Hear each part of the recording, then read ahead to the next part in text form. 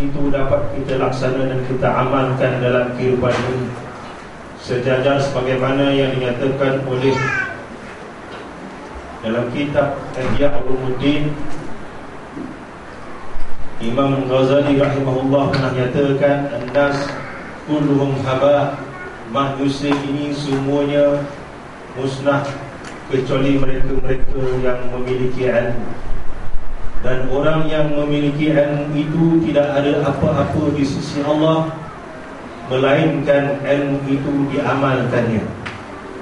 Bila tuan-tuan tak berguna ilmu itu, sekalipun dia kita miliki dengan begitu banyak dalam kehidupan, dia tidak berguna kepada kita melainkan kita laksanakan dan kita amalkan dalam kehidupan kita dengan penuh penghayatan.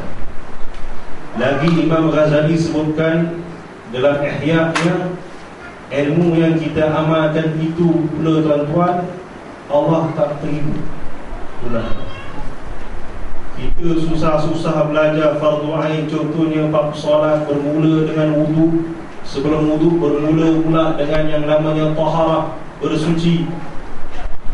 Bukan satu hari, bukan 2 hari punya belajar. Sejak daripada kita sekolah rendah, daripada kecil kita belajar, kemudian kita terus kita sambung bab solat dan perkara-perkara yang berkaitan dengan dia. Kata Imam Ghazali, ilmu yang kita belajar tentang solat, lepas tu kita kerjakan pula solat tu, Allah tak terima solat itu.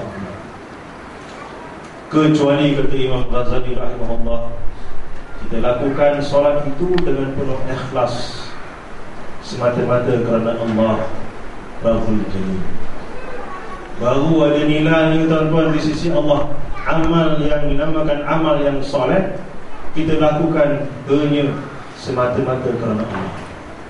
Ayuh muslimin dan muslimat, ikhwan dan akhwat yang dirahmati Allah sekalian, agar sama-sama kita dapat mengikhlaskan niat pada malam yang berbahagia ini, semata-mata untuk meningkatkan makam dan darjat kita di sisi Allah. Kerana tiada lain tuan-tuan sebenarnya di atas muka bumi ini melainkan pandangan Allah yang kita nak cari dan nak kita miliki, dan kita nak mendapatkan, mendambakan, ya, keretapannya semata-mata, insya-Allah. Muslimin dan muslimat yang dikasihi sekalian, saya terkejut juga apa yang dimaklumkan oleh Dr. Tauhidin malam ini. Saya nak bawa yang namanya asas-asas Islam. Memang itu juga amanah yang diberikan kepada saya. Namun izinkan pada malam yang berbahagia ini sebagai muqaddimah, saya bawakan beberapa perkara daripada kitab tuan guru saya Dr. Sharaf Qudha daripada Jamiah Urduniyah, dalam kitab yang namanya Hadiyun Nabawi fir Raqaiq, iaitu hadis-hadis daripada baginda kita Muhammad SAW yang boleh menggetarkan jiwa. Kitab ni ada lebih kurang 200 muka surat. Saya tak bercadang nak baca semua tuan-tuan. Cukup sekadar ambil 2-3 perkara yang boleh kita jadikan sebagai muntalaq bagi tahun baru 2012 ini, supaya diri kita ini diberikan kekuatan oleh Allah agar ilmu yang kita cari bukan sekadar ilmu, tetapi semata-mata untuk mendapatkan keredaannya. Dr. Sharaf Qudha memulakan dalam muqaddimahnya menyatakan bahawa insan itu terdiri daripada 5 perkara. Yang pertama jasad, yang kedua ruh, yang ketiga akal, dan yang keempat qalbun, dan yang kelima nafsun. Kita ni rupa-rupanya Allah ciptakan, kata Dr. Sharaf Qudha, terdiri daripada 5 unsur. Jasad kita yang kita nampak, tuan-tuan nampak saya, kulitnya hitam, ada janggut sikit, jangan cek makan. Ya, orangnya kalau diri rendah-rendah, perutnya borai sikit, jalannya bila laju macam ngengkang. Itu jasad yang Allah berikan kepada saya. Begitu juga kalau kita lihat sebagaimana yang baginda kita Nabi Muhammad SAW gambarkan tentang Bilal bin Rabah. Pernah Nabi nyatakan, wahai Bilal, aku tengok engkau daripada jauh hitam, berkilat, bila engkau duduk panas matahari. Maknanya Bilal ni tuan-tuan, dia hitam, tak comel orang ni, tak handsome lah istilah kita. Rambut Bilal ni tuan-tuan dikerinting. Kerintingnya halus-halus. Ibarat kalau lalat terbang, berangkat dalam rambut sampai kiamat akan keluar. Tak ikan macam kita, tuan-tuan. Ya. Pendek kata, Bilal ni orangnya taklah handsome, tapi hatinya bercahaya, bersinar-sinar, lebih terang daripada cahaya matahari. Sehingga kan Nabi dimaklumkan oleh Allah, Allah rindu dengan suara Bilal. Ya? Rindu dengan suara Bilal. Suara apa tuan-tuan? Suara apa tuan-tuan? Bukan suara dia memandangkan azan, walaupun tahu bahawa dia orang yang mula-mula azan. Bukan suara, tapi suara ketika beliau diseksa oleh Tuhan dia. Bilal ni kan hamba.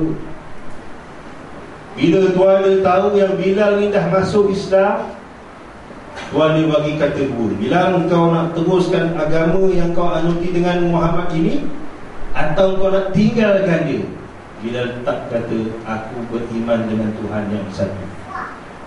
Kalau inilah pilihan engkau wahai Bilal, rasa kau. Itu ancaman yang diberikan Tuhan kepada Bilal. Namun Bilal tetap berkata, aku beriman dengan Tuhan yang satu. Apa yang pernah diterima oleh Bilal dalam seksaan yang diberikan oleh Tuhan dia, dia dibaringkan tuan-tuan atas padang pasir. Kita jangan bayangkan padang pasir macam dekat Bersing sana, kan? Cantik pasir kat Bersing. Siapa pergi sekali nak pergi banyak kali. Halus kan, lembut, siap tanam-tanam lagi tuan-tuan badan kita. Ini padang pasir dekat Arab sana tuan-tuan. Kalau pergi hari ni masih kita boleh kelihatan lagi. Tuan-tuan naik kenderaan daripada Mekah ataupun daripada Madinah, pergi Madinah ke Mekah, jalannya hari ni 6 ke 7 jam. Dengan jalan yang lebar, naik bas yang hebat, laju 140-150 km sejam, kan? Kalau dia slow kita nampak tepi-tepi tu, bukit-bukit itu laluan-laluan yang pernah dilalui. Dan kadang-kadang kita nampak butiran-butiran batu-batu kecil yang bersegi-segi. Bukan halu-halu kecil-kecil macam di Malaysia saya masukkan. Kasar-kasar, bersegi-segi. Dan itulah pasir yang ditimpakan, yang dibaringkan oleh Bilal dalam keadaan tidak berpakaian. Bilal dibaringkan, bukan sekadar dibaringkan muslimin dan muslimat yang dirahmati Allah sekalian, tetapi dihempak pula dengan batu yang besar. Dihempak pula dengan batu yang besar. Tak cukup sekadar itu, diheret keliling kota Mekah. Tuhan dia kata, rasakan akibat engkau teruskan apa yang engkau imani kepada Tuhan kau yang satu. Namun Bilal tetap berkata, Ahad, Ahad, Ahad. Maknanya apa tu, Tuhan? Kalau tanya budak muda kat luar, dia kata malam minggu Ustaz, Ahad ni. Ahad ni maknanya asal kata wahid, iaitu satu. Aku macam mana pun tetap beriman kepada Tuhan yang satu. Tuhan yang satu. Tengok betapa jazam dan kukuhnya akidah dia kepada Allah. Walaupun dia tak nampak tentang syurga, tetapi keyakinan dia sangat tinggi bahawa Allah itu benar, Tuhan yang satu. Dan apa yang dia turuti itu memang betul dan diyakini. Ini bukan senang tuan-tuan nak mencapai tahap dan makam seumpama ini. Tuan-tuan nak dengar tak, kadang-kadang orang kata bila kita cerita tentang zaman Rasulullah, dia kata alangkah untungnya kalau aku hidup zaman Rasulullah, dapat aku beriman dengan Nabi, dapat berjumpa dengan Nabi. Belum tentu tuan-tuan. Mungkin kita dapat hidup sezaman dengan Nabi, tantang kita salah seorang pengikut Abu Jahal, Abu Lahab. Tak tentu lagi. Jadi apa pun syukurlah kita kepada Allah yang mengurniakan kepada kita kekuatan hari ini untuk terus melafazkan kalimah syahadat dan meyakini bahawa ada di hari kiamat sebagai satu titik tolak bahawa usaha kita melakukan kehidupan di atas muka bumi ini akan dikira dan akan dihitung oleh Allah walaupun sedikit di hari sana kelak. Jadi tuan-tuan, Bilal bin Rabah ini begitulah keadaannya. Kita nak memiliki hati, jiwa yang murni, yang suci ini. Yang dinyatakan oleh Dr. Sharaf Qudha, dalam diri manusia ini ada jasad, ada roh, ada akal, ada hati dan ada nafsu. Kata Dr. Sharaf Qudha, jasad ini sebenarnya yang kita nampak ni tuan-tuan, yang nampak Bilal tu hitam tu, tak ada apa-apa. Allah kurniakan hidung kita yang mancung. Walaupun kadang-kadang kawan-kawan kita serombongnya besar sikit, jangan hina dia. Kadang-kadang pipinya kecut. Jangan kita terpedaya dengan benda-benda yang zahir. Pasal apa? Dr. Sharaf Qudha kata apa? Jasad ini tak ada apa-apa, dia sarung je.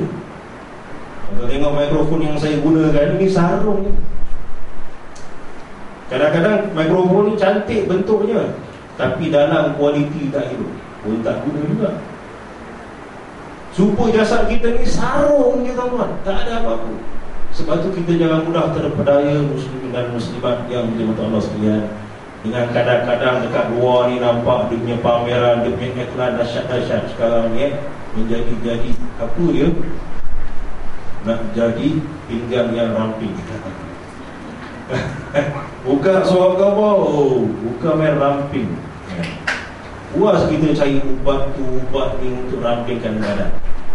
Ada 2-3 orang lain saya lah, sampai masuk hospital, makan ubat, nak yang murah punya, silap, keracunan, akhirnya memudaratkan. Tak payah. Yang dah berumah tangga jangan bimbang lah. Standard bau-bau kahwin memang pinggangnya macam botol Coca-Cola. Dah 20 tahun kahwin macam tin Coca-Cola. Tak boleh nafikan, ni kejadian dan ciptaan Allah yang semula jadi. Kita tak boleh nafikan, beginilah kiranya. Ya, tuan-tuan, jangan terpedaya, begitu keadaan yang Allah. Ini sarung je ni. Dan juga dikatakan oleh Dr. Sharaf Qudha, dalam diri kita ni selain dia berjasad ialah roh. Roh ini tuan-tuan, dia merupakan perkara yang terdapat dalam diri insan, yang diibaratkan oleh Dr. Sharaf Qudha sebagai perkara yang maknawi. Maknawi ni tak nampak. Dia tak nampak, memang tak nampak lah. Jasad dan roh ini dia bersepadu. Kalau roh keluar, jasad boleh keluar tak? Tak boleh keluar. Jasad perlukan roh untuk bergerak, dan roh perlukan jasad supaya apa? Dia boleh membentuk peribadi dan diri orang. Namun dinyatakan dengan jelas oleh Dr. Sharaf Qudha, walaupun dia ini merupakan penentu pergerakan kepada jasad, tetapi roh ini juga merupakan perkara yang sama macam jasad. Nampak macam penting roh ni, tapi dia macam jasad juga. Dia macam jasad juga. Dia sarung juga tuan-tuan pada diri dan individu seseorang. Cuma yang dia ni jenis maknawi yang tak nampak. Ini jasad ni apa? Tuan-tuan muslimin dan muslimat yang dirahmati Allah sekalian, yang ketiga dinyatakan oleh Dr. Sharaf Qudha yang terdapat pada diri manusia, iaitu akal. Yang sekali masing-masing menggunakan akal untuk menerima maklumat-maklumat dan seterusnya proses maklumat tersebut, dan kita terjemahkan dalam kehidupan kita. Akal ini tuan-tuan muslimin dan muslimat dikira sebagai macam kalau orang dekat kilang lah, dia macam supervisor. Dia macam supervisor, mustasyar. Kemudian seterusnya pada diri manusia ini ada namanya nafsu. Selepas kita tahu ada jasad, ada roh, ada akal, ada juga nafsu. Dan nafsu ini muslim dan muslimat yang dirahmati Allah sekalian, kita sedia tahu bahawa nafsu ini sentiasa dia mendorong pada perkara-perkara yang mendatangkan kelazatan yang sementara. al-ladha, al-ajilah, al-mut'ah, yang sementara, yang mana dia tidak melihat kepada kesan dan akibat apabila dia melakukan sesuatu perkara. Itu dipanggil nafsu. Dan yang kelima, tuan-tuan muslimin dan muslimat, yang ada pada diri kita, iaitu qalbun ataupun hati. Dan qalbun ini disebut sebagai sahibul qarar. Dia menentukan pada diri kita ni yang terdiri daripada jasad dan roh, dan juga akal dan nafsu ni untuk melakukan satu perkara, nak buat ke tidak. Hati ni tuan-tuan, hati. Sebab tu kadang-kadang kita dengar orang kata, aku hari ni senang hati, betul lah, baru dapat claim. Kan bulan lepas tak dapat claim, dapat claim. Nak tukar tayar dah tak. Hati dia sebut, aku sakit hati betul lah dengan Mina ni. Tak faham lagi. Hati juga kan? Bencinya hati ni. Hati juga tuan-tuan.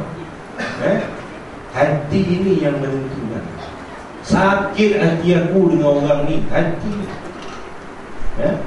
Sebab itu Nabi Rasulullah SAW pernah nyatakan dalam satu hadis yang masyhur. Semua kita tahu, dia kata, inna fil jasadi mudghah, idza saluha saluha jasadu kulluh, wa idza fasada fasada jasadu kulluh, ala wa hiya al-qalb. Dalam diri kita ni ada seketul darah yang kalau baik darah itu, seketul tu baik, maka baiklah seluruh anggota kita, perbuatan kita. Kalau rosak, maka punahlah seluruhnya. Itu adalah hati. Ini yang tuan-tuan, kita pun kena mikirkan tentang hati ni. Hati kita bersih, kita rasa bersemangat untuk melakukan ibadah. Hati kita ni bila tercemar, rasa berat nak lakukan ibadah dan amal soleh. Tuan-tuan nak hadir dalam majlis ni senang ke susah? Susah tuan-tuan, susah. Lepas isyak, patutnya biasanya kita dah landing ni. Baru lepas tengok petang tadi apa? Petang tadi ada lah apa drama dia habis lah. Kita tak tengok, kita tak tahu kan? Terpaksa tinggalkan kaca TV tuan-tuan yang mungkin malam satu benda yang bukan mudah, nak memujuk hati ni, nak hadir dalam majlis ni, tak senang. Kerana apa? Kerana itulah yang dinyatakan oleh Rasulullah SAW, dan juga Allah perkukuhkan dalam Al-Quran. Sekejap, saya tengok ayat. Faman zuhziha anin nar, faman zuhziha anin nar, saya cuba.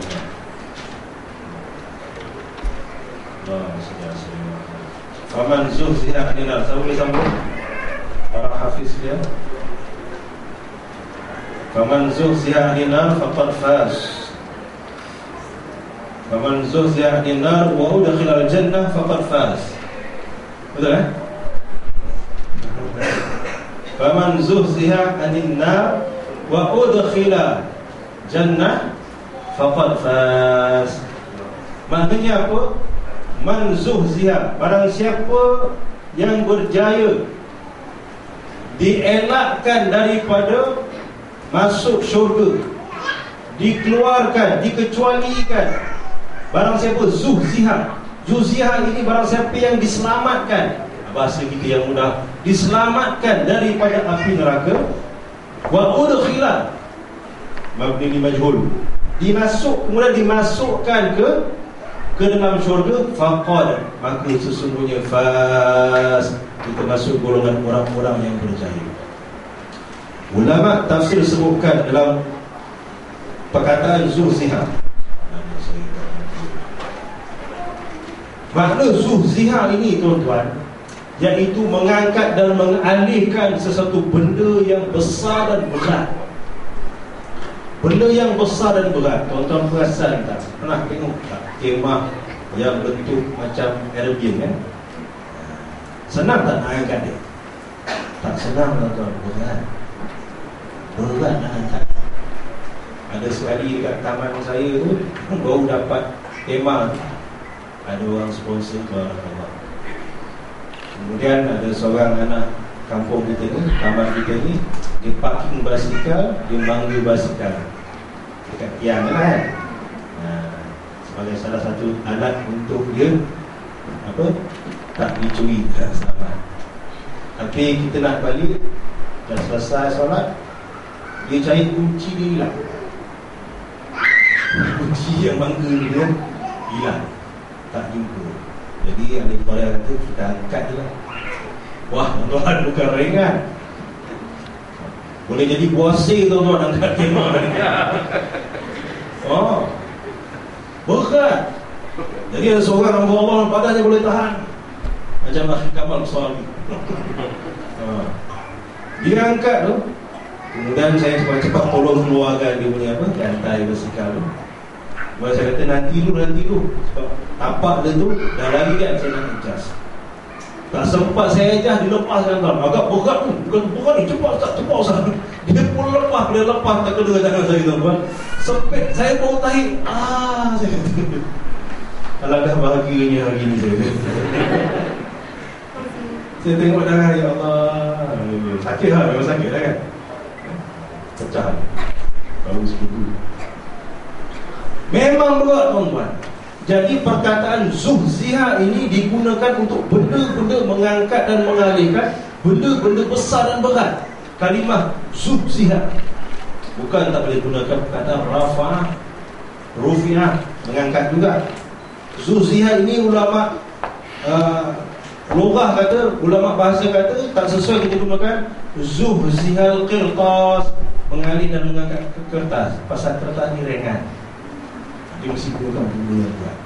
Allah nyatakan dalam Al-Quran, faman zuhziha anin nar, barang siapa yang dapat dilepaskan daripada neraka, wa udkhilal jannah, dan dimasukkan dalam syurga, faqad faz.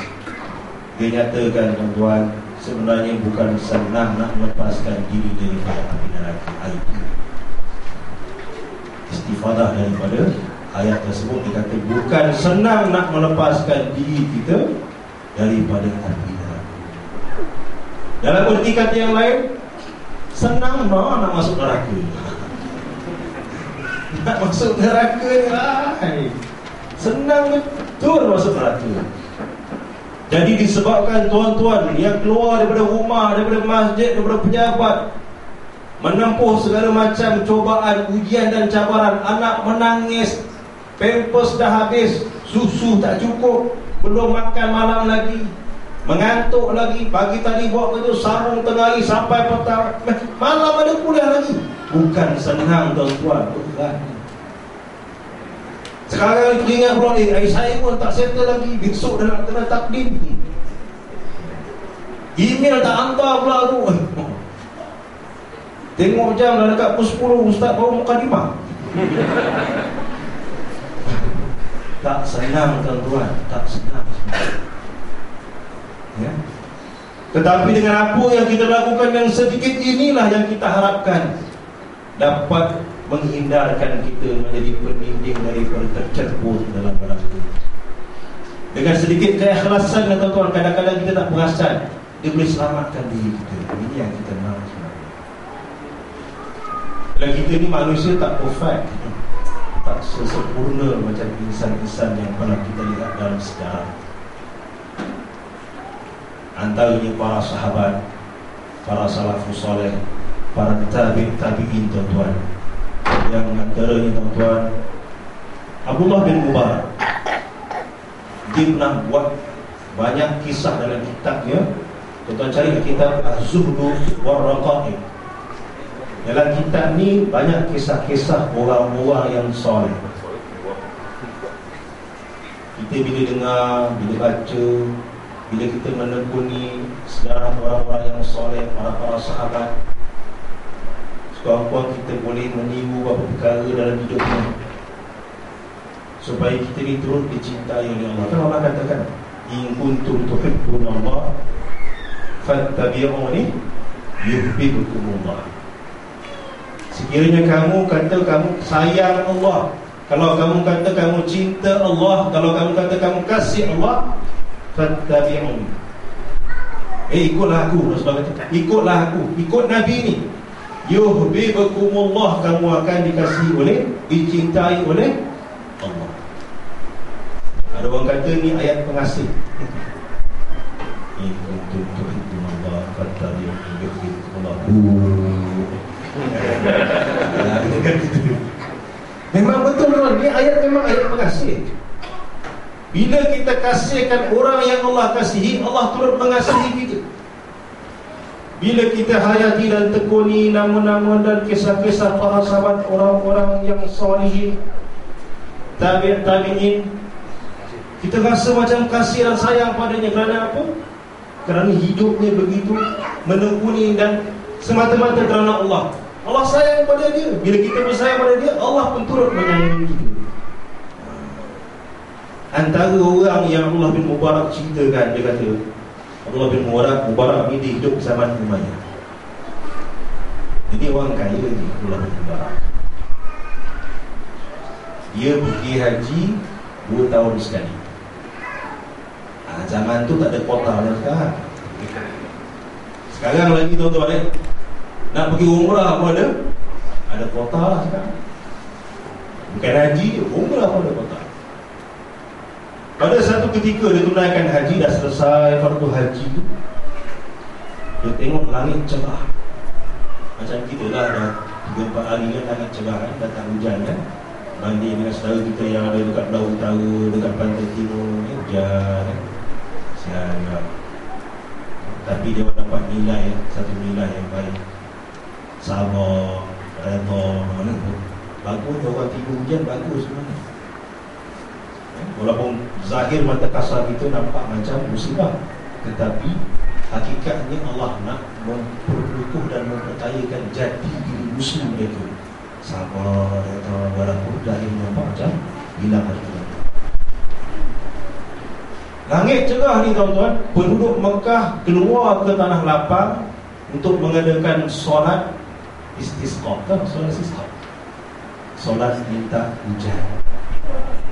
Solat minta hujan ni memang sewajarnya buat di tengah padang. Memang power tuan-tuan solat istisqa. Sepanjang pengalaman saya lah duduk kat Arab ni, lepas solat istisqa biasanya buat waktu duha. Lepas tu sembahyang istisqa, dekat nak zuhur hujan. Pernah lepas solat dalam setengah jam hujan. Hebat tuan-tuan solat istisqa, minta Allah hujan. Jadi Allah bin Mubarak ketika dibuat haji ni memang tak hujan, kering. Penduduk Mekah keluar sembahyang istisqa. Lepas selesai sembahyang, Allah bin Mubarak tengok ke langit, mana-mana tahu dah hujan. Tapi cerah sampai ke zuhur. Lepas salat zuhur, Allah bin Mubarak tengok lagi langit, masih lagi cerah, tak ada tanda-tanda dah hujan, sampai waktu asar. Begitu juga asar pergi ke maghrib, maghrib pergi ke isyak, tak ada pun titisan air hujan yang turun. Duduk dia tengah-tengah, duduk dekat belakang makam Ibrahim.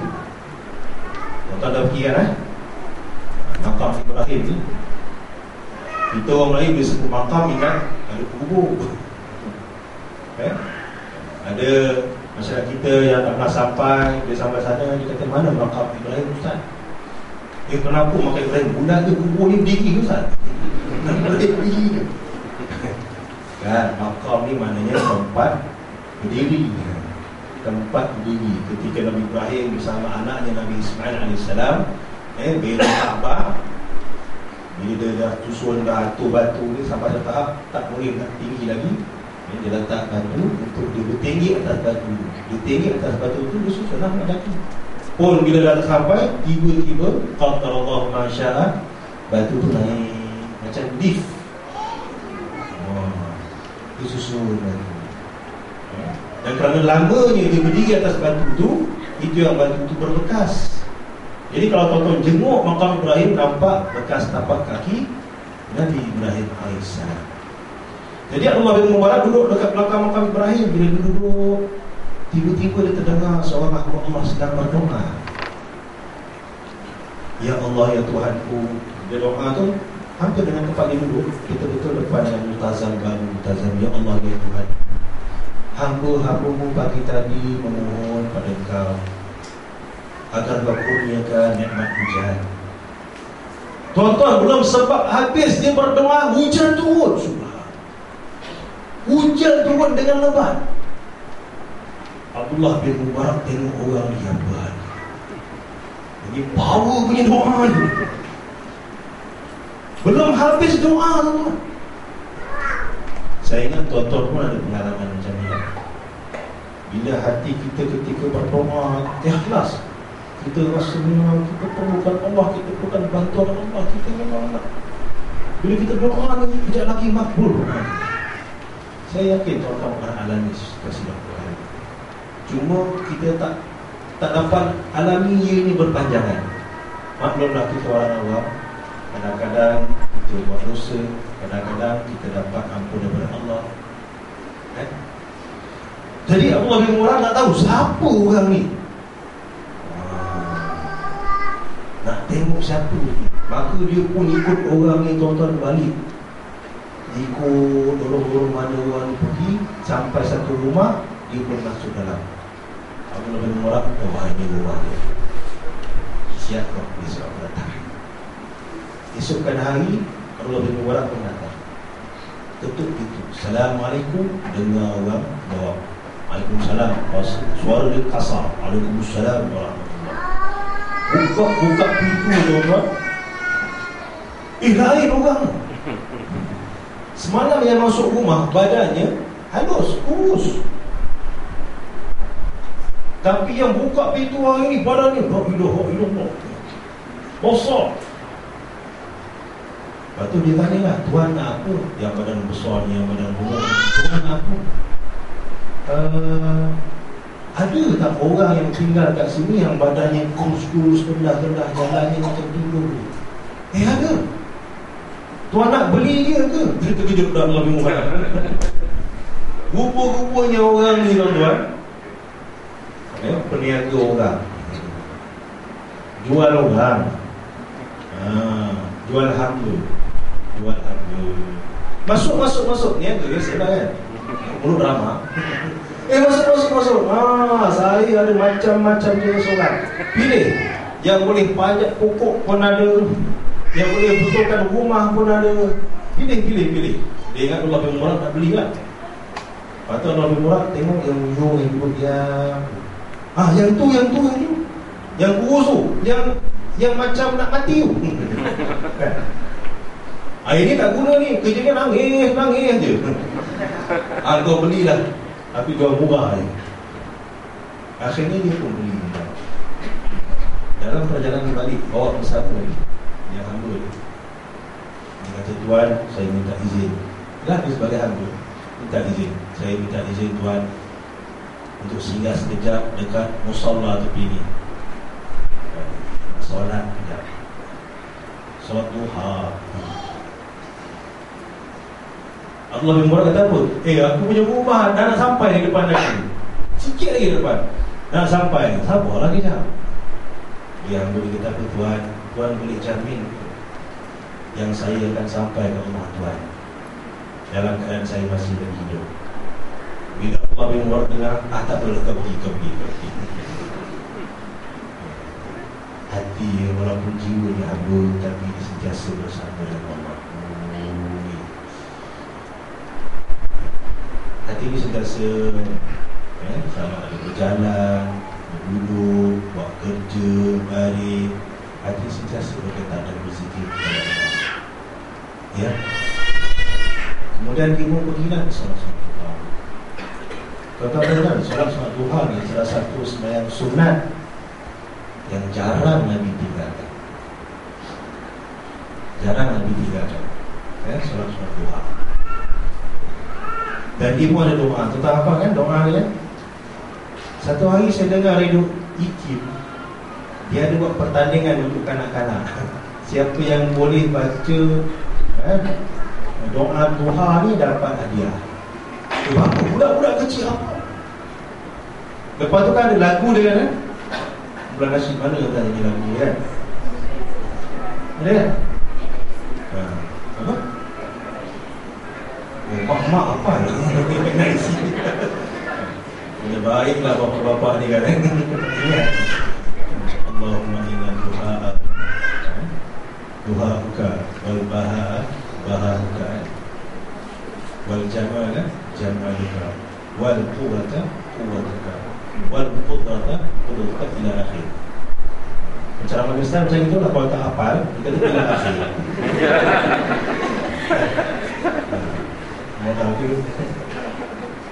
Jadi masa dia sembahyang solat duha ni, aku lebih murah tunggu punya lama, tak sampai-sampai, tak balik-balik. Dia pun pergi dengar bawa-bawa kan. Tengah sembahyang tak habis, sujud lagi. Lama dia sujud. Dia pun duduk sebelah orang ni. Bila dia duduk, tak bangkit-bangkit. Panjang sangat doa ni. Lama-lama dia pun pegang badan. Bila pegang badan, tombang hamba dia bukan.